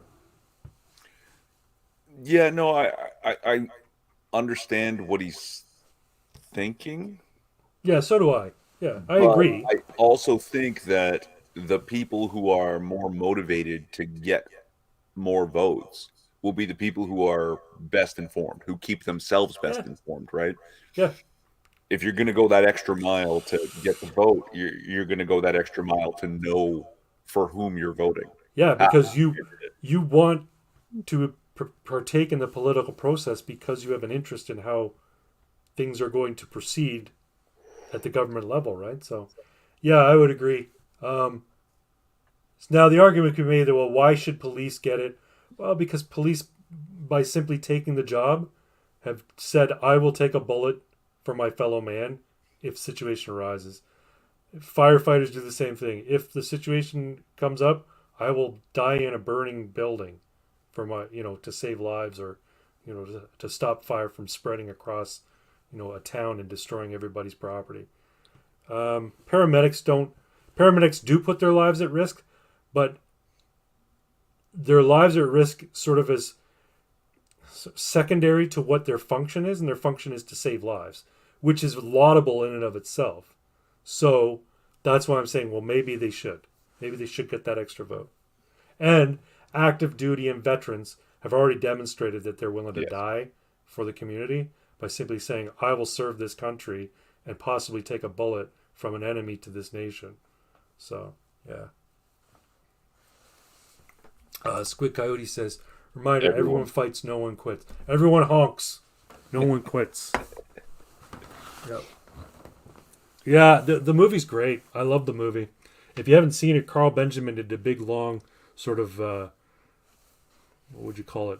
Examination, exploration treatise on Starship Troopers and the politics of Starship Troopers. And how Heinlein, or I don't think it was necessarily Heinlein, but it was the guy who made the movie, was doing it as sort of like a tongue-in-cheek poke at a fascist, militaristic kind of society, and didn't expect it to be sort of received as, some of those ideas aren't bad. Well, I mean, there's some weirdly profound shit in this weird parody of itself, right? Mm-hmm. Like, what is it? Violence is the only true authority from which all other authority is derived. And casting your vote is an act of political violence. Yep. I mean, that's, I don't want to say that's a stretch. It's a specific type of logic that's predicated on a position of might makes right. And while we like to think of ourselves as above such sort of basic sort of approaches to society, when it comes right down to it, the nature of man is such that we ultimately try and achieve dominance through one means or another, through competence, through threat, through setting ourselves an example of an ideal, what have you, being heroic. But that violence idea isn't actually just Heinlein's. Like, it goes back to Orwell, who wrote, those who abjure violence can only do so because others are committing violence on their behalf. It's true. Right? Yeah. Like, someone is protecting you. Well, it also comes down to the, what's his name? The Hobbesian, I think it's Hobbes, right? Hobbes or Locke? No, it's Hobbes. Hobbes' vision of the state of man, or the nature of man, and Rousseau's version of this nature of man. Like, they both had competing views, if I'm not mistaken. Hobbes was like, Rousseau was basically like, if you left people to their own devices, they would naturally seek cooperation where it benefited them, because to do otherwise would be too much of a risk to their own survival. So ultimately, you and this is sort of like what's the word? A shorthand for, the non-aggression principle being the underlying principle upon which you should build a society, right? And Hobbes came back and said it's naive, because ultimately people will be put in situations where they're going to need to concede to an authority in order to have some sort of level of comfort and security, because you can't simply rely on yourself and the good nature of others. And both are true when it comes right down to it. So, and he says, naturally, when you come to rely on other people for security and safety, it will naturally progress into tyranny. Like, all systems of organization will naturally progress into tyranny. But then I would put forward that, well, yeah, but tyranny in itself can only reach a certain point before it collapses in on itself, because it's not tenable. People won't live under, extreme tyranny for long. They'll eventually rise up, right? And then it just becomes a balancing act of how much tyranny will people put up with, and how much freedom must you give them, kind of thing. Kind of like a Laffer curve situation, right? The Laffer curve meaning, if you institute taxes high enough, you will actually get less in the way of revenue, because fewer people will pay tax. People will take their money out of the system in order to avoid paying the taxes. That's the whole idea behind the Laffer curve. I'm sure you could do the same sort of curve when it comes to tyranny and freedom. If you put too much tyranny in, people will just simply leave and it will collapse, or people will strike it down and it'll collapse. People will take it down and it'll collapse. Okay, so we got humans are weird creatures. Most animals would just run from fire and death, etc. It's true, yeah. But Politics of Starship Troopers is great, and yes, the movie was a parody that failed to understand what it was parodying. Yeah, I think that's a pretty accurate description. And Costin says, the Green Party wants to move away from holding our individual MPs accountable with proportional representation. Yeah, there's lots of talk about proportional representation. I don't agree with that. That's what they do in a lot of European countries, Scandinavian countries, and it doesn't work out well. Yeah. Yeah, neither does the current system, though. So. No. That's why we need a benevolent dictator like Canada Man. I shouldn't say I will be because I'm not Canada Man. Canada Man would be a benevolent dictator. He would take over the government and then dismantle it and leave everybody alone. That's what government would look like under Canada Man.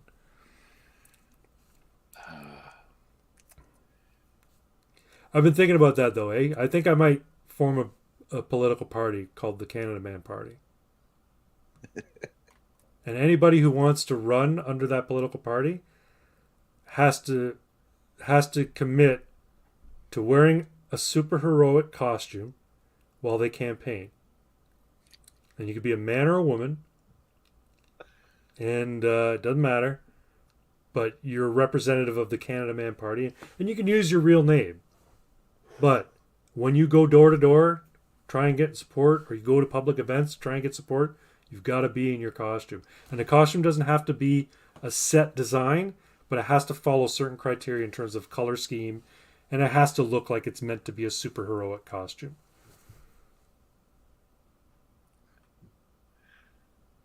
Yeah, so who wants to be? Do you want to be a Tobacco's? Can't. Why? Too many skeletons. That's why you wear a mask.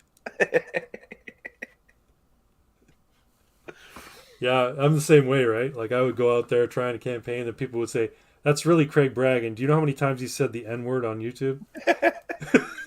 he calls everybody retard and faggot. I've already made my contribution to the Canada Man lore. Yes, you have. Yeah. Did we describe it live? I'm trying to remember. Okay, so let me do it. So you had that nice Canada Man has that nice cutout maple leaf on his helmet. Yes, that's We're gonna right. make a much bigger one, like easily almost 2 feet long. Then cut it in half and affix the halves to either end and opposite sides of a very long pole. Mm-hmm. And it is the half leaf halberd. Okay, and here's the thing: is half a maple leaf is a halberd. It's got a stabber, a slasher, and a hook. Yep. It will be a mighty weapon. It would be. And I was thinking about making one for Rev 12 at Balhack, but then I'm like, okay, it's got to be able to break down into 2 halves so I can fit it in my luggage, and then I've got to fucking carry it everywhere. I'm like, do I want to put it on my back like in 2 pieces? I could, but I simply don't have time to do all that. I don't have time to make the shield either, so right now it's just going to be the costume. And I'm redoing the headpiece, I'm making it a helmet. Nice. It's going to be a helmet with like sort of like the superhero mask shape. So it's got an opening for the mouth, the nose is covered, and there's an opening for the eyes. So it's like a balaclava kind of thing, but it's going to be a helmet. Well, I don't have a cricket or the foam. I've got a lot of cardboard, and I'll see what I can do. Work up a rough mock-up for you. Oh, I'm working on it right now, actually. I mean, for the halberd. For the halberd. Oh, for the halberd. Yeah. Go for it, man. Go for it.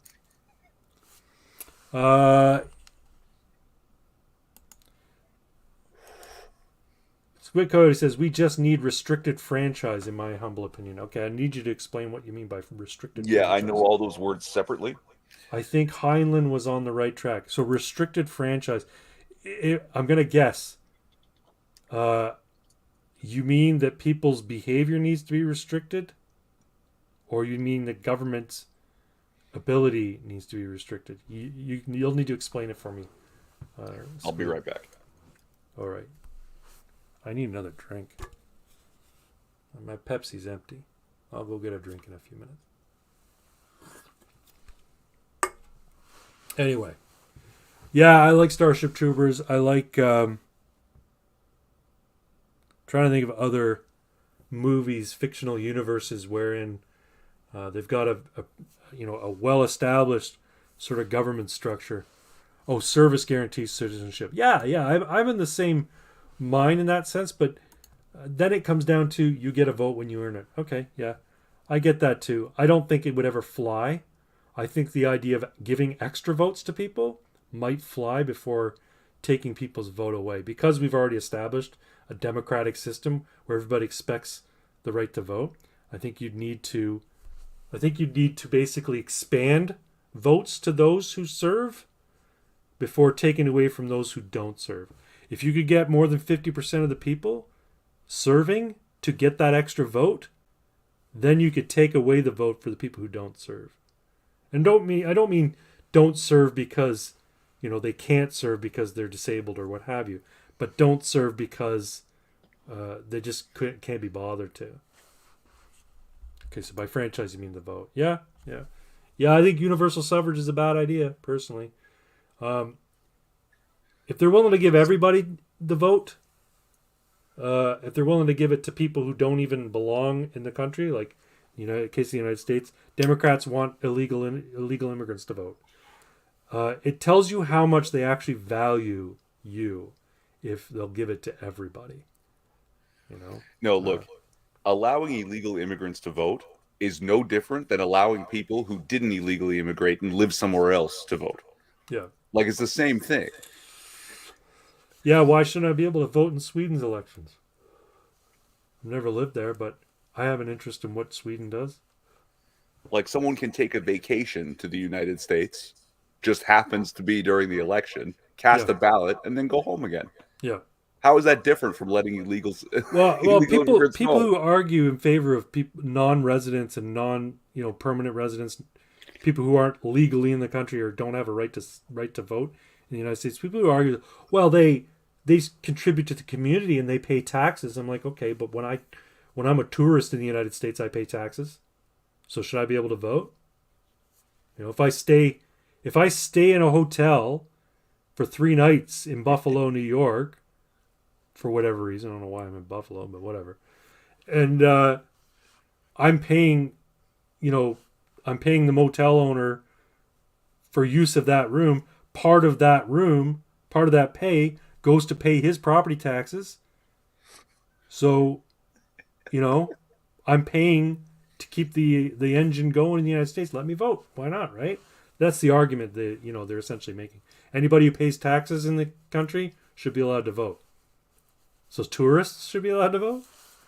People who order shit from the United States and taxes are calculated into the product, they get to vote too? Yeah, it doesn't make any sense. You're a zombie. I'm a taxpayer. Well, technically there are no democratic systems. Well, not the United States. It's a representative republic. But democratic in the sense that the people elect leaders, or people vote in terms of determining leadership. Starship Troopers Heinlein equals you are able to vote. You aren't able to vote until you earn it, but you can earn the vote if you can earn it. Yeah. If you have the ability to earn it and you wish to, go right ahead.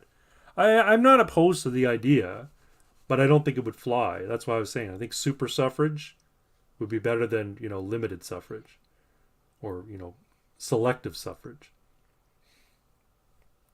I mean, you take a look at some countries, you turn 18, you have to serve in the military. Like it's not like the United States where it's selective service, where you have to register for selective service, and you might eventually, at some point, if things go south in some foreign conflict, get called up to go and fight in a war. In countries like Iraq, in different countries, in the Middle East, you turn 18, you have to spend time in the military. You serve the military. It's as simple as that. Yeah, Germany used to have that, except they had options. So you could either do military service, local police service, or hospice care. Right, for the elderly and the dying, right? Which is part of why I was fighting so hard for the paramedics. Right. I get you. right, like, because it does it. You are serving your community, and it does come at a great cost, and you do, yeah, like seeing all the absolute worst outcomes, right? Being subjected to it, like that's not easy, man. Like No. that's yeah, and choosing to do that is a kind of service that I think should, deserves some kind of reward. Yeah, I would agree. I would agree. And in the case of limited franchise, then yeah, I would say paramedics are.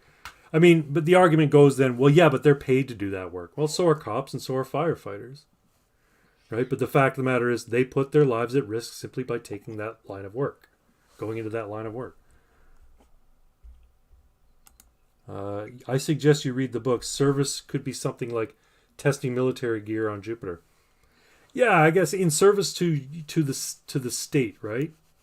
That's I guess the understanding. Yeah, and I mean my notion would be you don't have to be part of the military. You just have to serve your community. You want to extra. Sorry. Serve the people. Serve the people. Yeah. Yeah. Not the machine. Right. Yeah. So I guess my question is, in Starship Troopers, the people who aren't citizens, people who haven't served, do they pay taxes? Oh, I would assume absolutely. And what about people who are citizens? Do they also pay taxes, or do they get probably? It's just taxation without representation because you're choosing not to serve, right? I get it. Yeah. I haven't read the book, but I wouldn't be surprised. Yeah. Well, all taxation is theft, so I have ideas about how the tax system should work too, and it's in line with shrinking the government as well. Taxes should be voluntary, largely voluntary. You don't have to pay income tax, or income tax is optional in the sense that you decide how much you want to give in terms of your income to the government, to the coffers. Taxes that are collected on a mandatory basis are property taxes and sales taxes. That's it.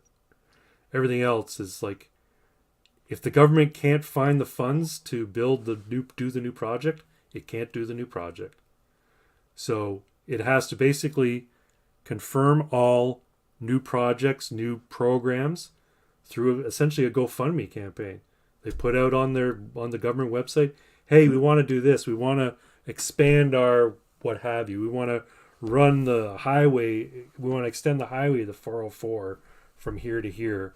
Currently, it ends here. If you're on board or in favor of that, you can give to the program, and the people will donate their money to the program. I mean, the fact of the matter is, you'll have more money because you're not paying as much in taxes. And if the government can't raise the money it needs to do that program doesn't get funded. It doesn't happen.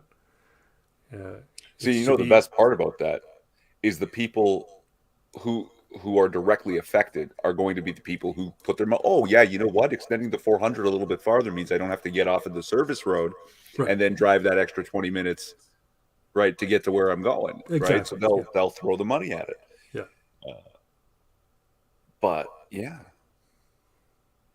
right, because that solves the problem of the people who piss me right the fuck off every goddamn time. That they'll say, I don't mind paying a little more in taxes if it solves X, Y, and Z. It's like, are you fucking retarded? My first question is, do you? And they go, do I what? Do you pay a little more in taxes? You can write a check to the CRA, yeah, exactly. earmark it in the memo for a specific program. They'll take the money, put it into that program, and as long as you don't claim it on your next tax return, they don't give a shit. They'll take your fucking money. Mm-hmm. Not one of them actually does it, which means what they really mean is, I don't mind doing it if I get to make everybody else do it too. Yeah, essentially. I don't mind paying more in taxes if it means I never have to worry about having a medical bill. Well, I get that notion, but the fact of the matter is, with the medical system that we have right now, and it's, my own doctor tells me it's on the verge of fucking collapse. Maybe paying more taxes hasn't worked, and maybe we do better off, with a 2-tier system. I think there should be a 2-tier system. I think people should be able to opt in or opt out, depending on, their wherewithal, their ability to pay. So they are all essentially treated as equal, except for the right to vote, if I recall correctly. Okay. I just started the book, not going to lie. Okay. Yeah, I should read it too. There is a lot of Karen Cope in people who defend paying taxes. Yes. Yeah, the worst is people saying, well, we live in a society, Yeah. Or paying taxes is the price we pay for living in a civilized society. No. A society. Society. I love that. No, being civil towards one another is the price you pay for living in a civilized society. Theft of your neighbor's money under threat of force or extortion of your neighbor's money is not a price that you're paying. It's a price that your neighbor is paying. Look, so they tax us when we earn money. They tax us when we spend money. You put a little money into some kind of investment, God forbid. If they tax you when you make money on that. They tax you when you make a little money there, right? You buy a house, you're paying the property taxes forever, all right? Or they'll take land transfer fees, which are essentially taxes because it goes to government. If you die before you collect your pension, well, guess what? They just keep it. They don't give it to your next of kin, so that's money lost there. No. And what's that? Inheritance taxes over a certain amount, right? And we're still $2 trillion in debt. Where does anyone get the idea that a little more in taxes is going to do a goddamn thing? What have they done with all this money? Yeah. Yeah, and the worst part is that we saw this with COVID. The government gets into trouble. It just keeps printing. It just prints more money. It's called quantitative easing. And it's not literally printing money. The bank just loans money and adds it to their ledger in the red, and that creates money in the system. And as Polyev says, more dollars chasing fewer loaves of bread causes the price of bread to go up, which is why we have inflation, right? So the question then becomes, well, if the government can just print money to pay for its programs or to pay for trouble it finds itself in, why am I paying taxes in the first place? Just create more debt. Can we get a highlight on these next two comments? Yes. So, Squid Coyote says, who would build the roads, though? The common refrain to people who talk about libertarianism, yes. I remember the joke. I think it was Undoomed. If we don't have government, there won't be any roads. If the government instituted an ass-wiping program in 5 years, there would be people going, without government, who would wipe our asses? It's true. No, if government were to institute an ass-wiping program in 5 years, everybody would be dying of dungeon ass because they'd be ineffective at wiping people's asses, and they'd be leaving fucking dingleberries and crusties on people's bums, and then people would get ass cancer from all the fucking toxins that are collecting in their cracks. No human can pour out asphalt without government instructions. Morose! Yeah, that's just it. Who builds the roads now? Construction companies, hired by the government. Why can't private citizens hire the construction companies? Well, because government's good at negotiating deals with these. Pretty sure private companies have better negotiating deals when they're building a high-rise, for profit, than the government can. Because the government doesn't.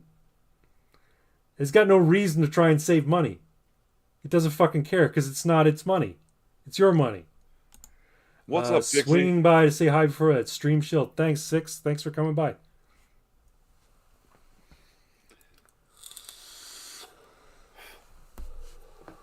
I didn't know this was going to turn into a libertarianism rant. But that's Isn't it okay always with me. What's that? Isn't it always to one degree or another? Eventually it does go that route. It's true. That's true. I'm not going to lie. A shout out to my they said they were watch tonight, so I was at dinner with some friends, buddy's birthday, and they're all going back to his place. I said, I'm sorry, I can't. I've got a live stream tonight. And they go, oh man, that's cool.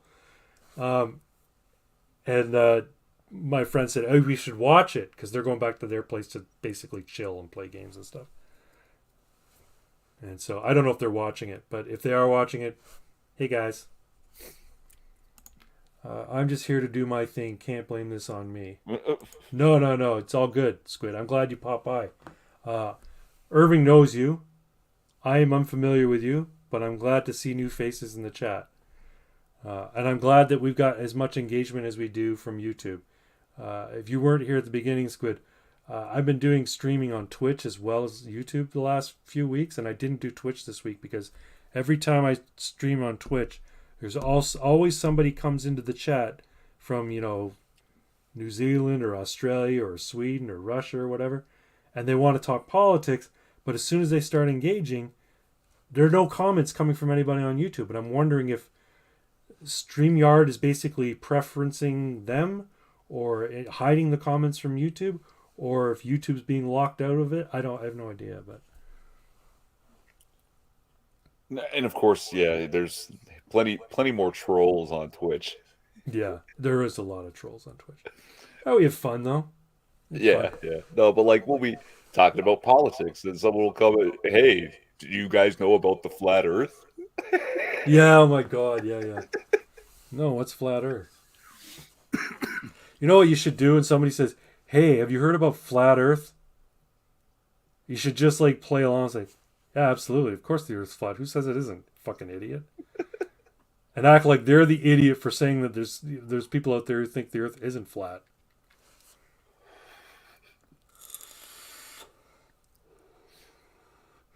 Anyway. But You know I do what, agree with Irving? the conspiracy theory.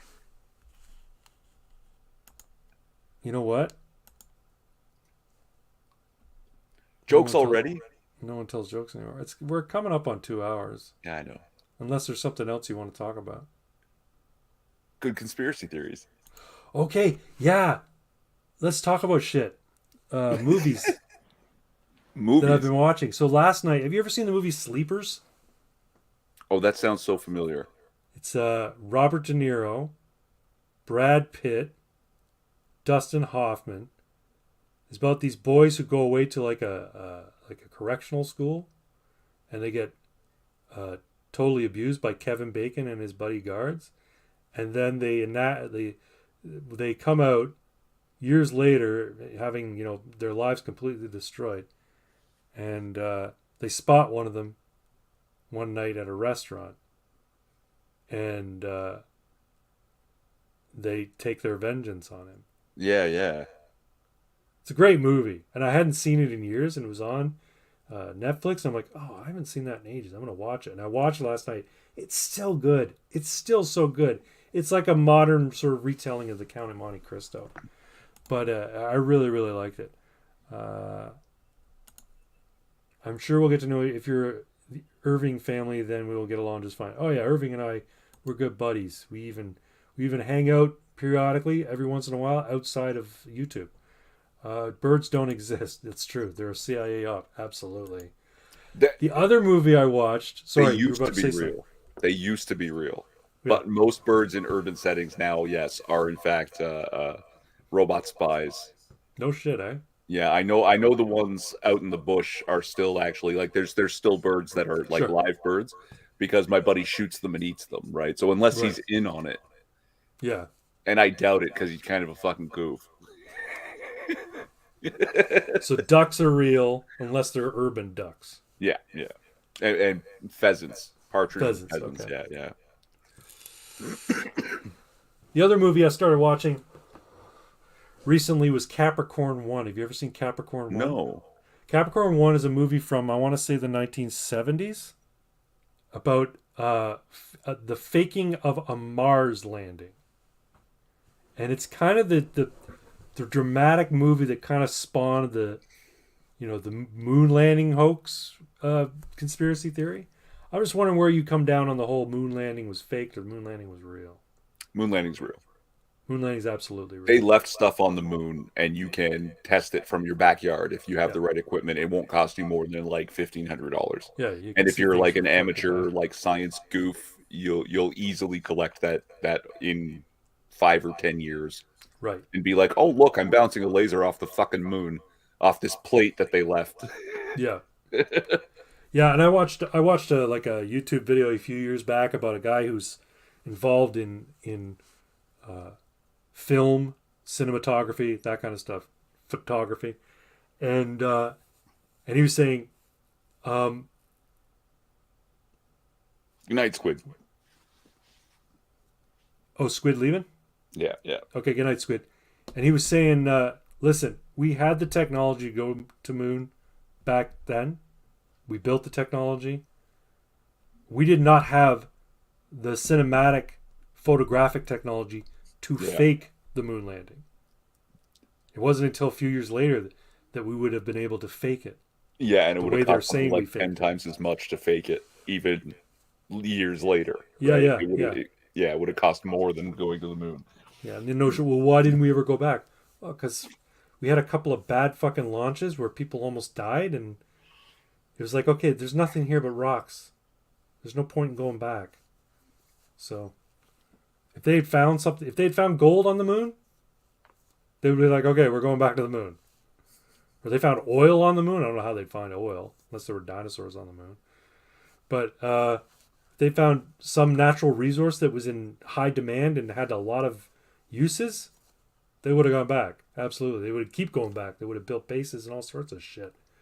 But Capricorn 1.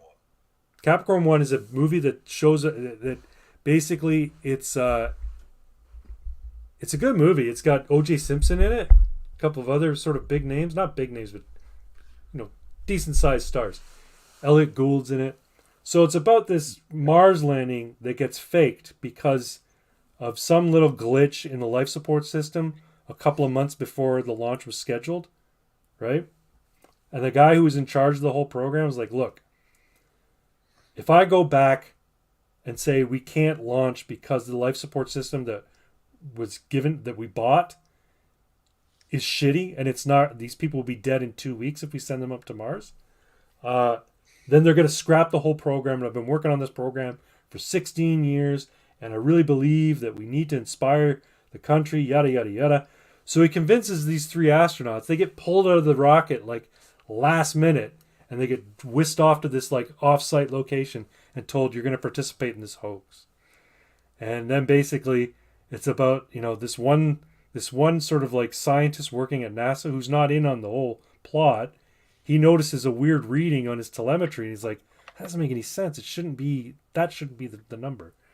So he brings it up to his superiors who are in on it, and they're like, oh, that's really interesting. Well, we'll take a look at it. It's just a malfunction with your system. Don't worry. And he's like, he gets kind of pissed off about it. Turns out he's a friend of this reporter that's played by Elliot Gould. And he starts talking about Elliot Gould. He's like, yeah, I'm so pissed off. This is what they said to me. And it felt like they were dismissing me like I was some kind of idiot. And And then his friend, in the middle of a pool game, Elliot Gould's character goes to take a phone call. And his scientist friend who works at NASA, he fucking disappears in the middle of a pool game. It's like, oh, this is kind of suspicious. Anyway, it's really kind of cool because it's sort of sci-fi, but not really. It's a plot, right? It's like a mystery plot. But it's on Creature Features on YouTube. Creature Features is a YouTube channel where they show old schlocky movies.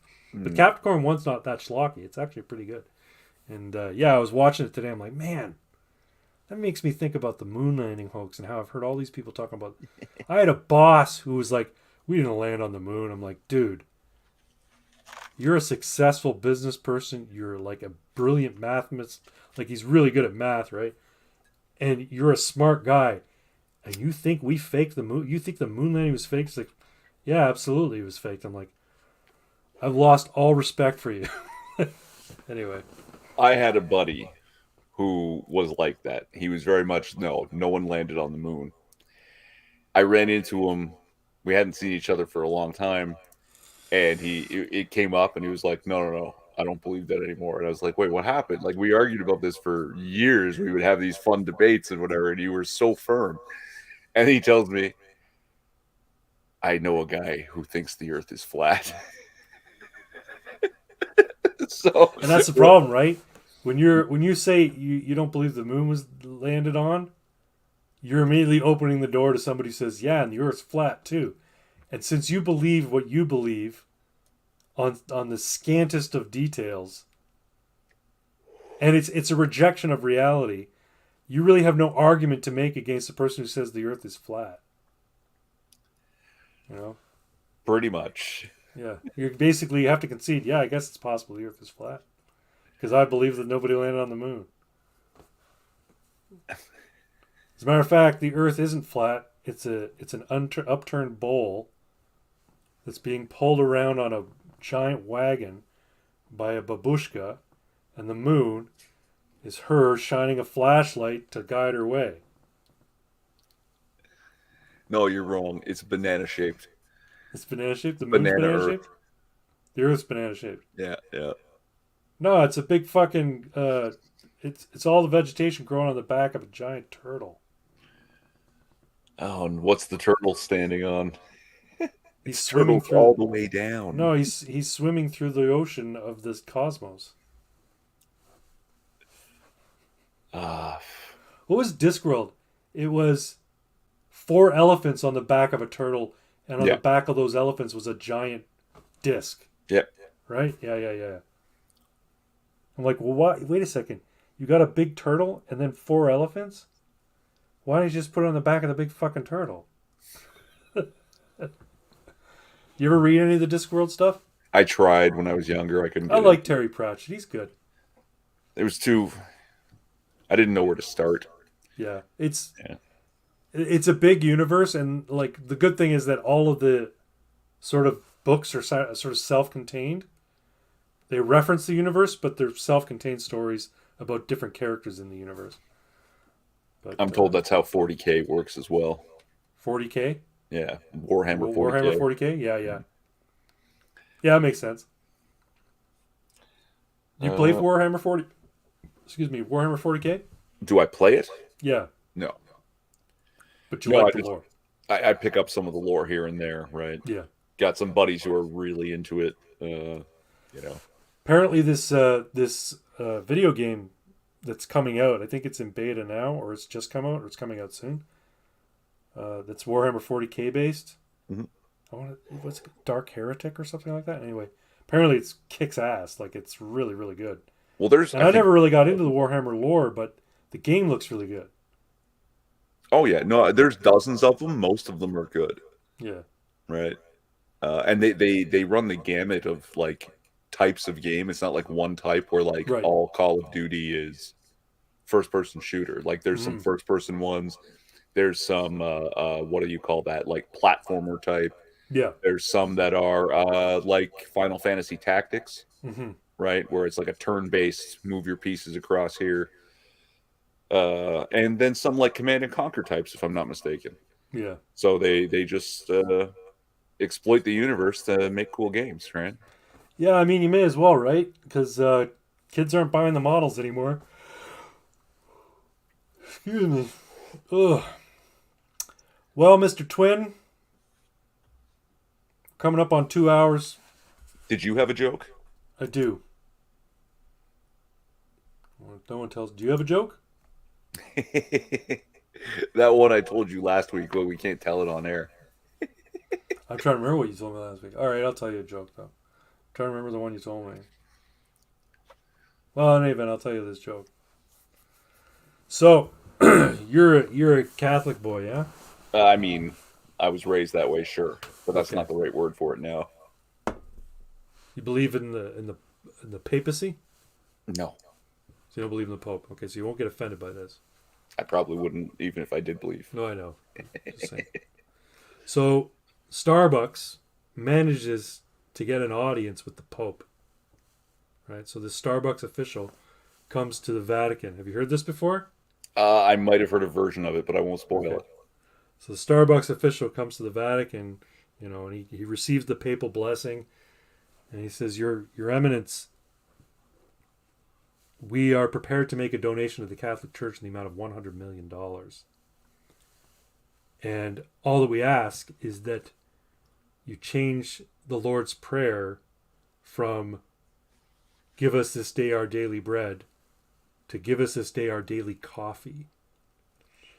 And the Pope, furrows his brow and he looks like, we can't change the word of God.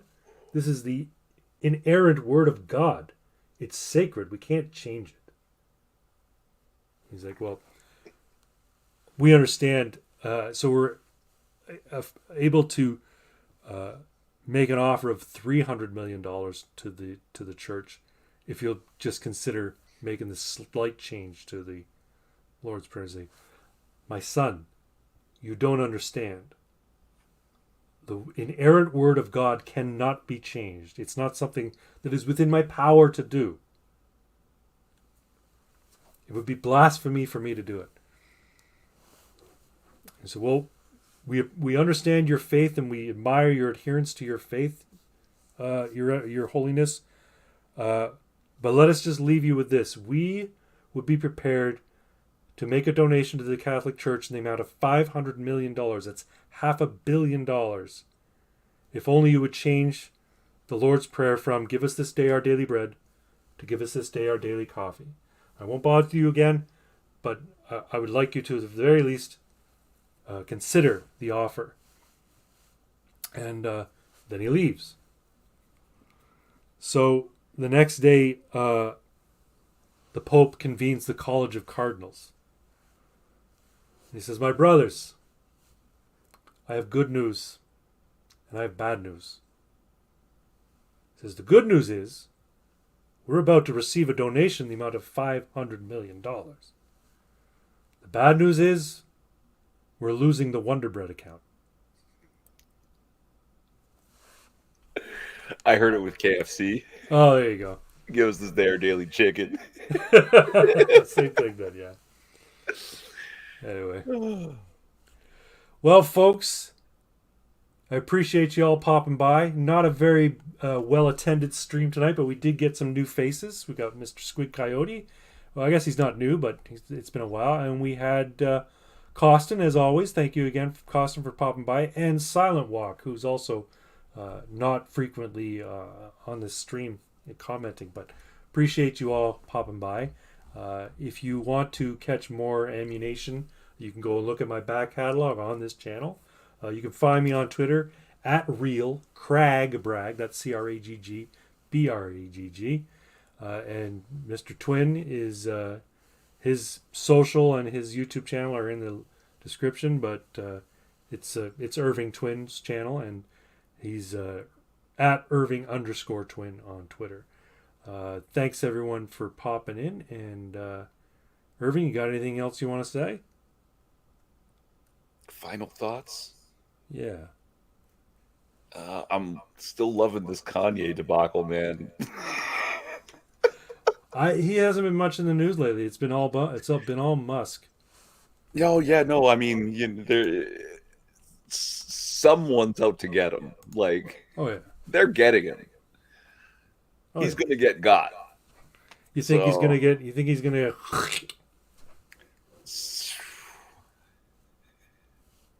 Could be. Look, his personal trainer, who was personal trainer of the stars, a lot of his clients have died suddenly and mysteriously. So I don't know that Kanye's safe, and I don't know how this guy stays in business. Yeah, it's good question. Oh well. For me, my final thought would be, Dear Chasey Lane, I wrote to explain I'm your biggest fan. I must ask you let me eat your ass right back as soon as you can. And that's all I got to say, folks. Have a great night. For Urson, for Kislev.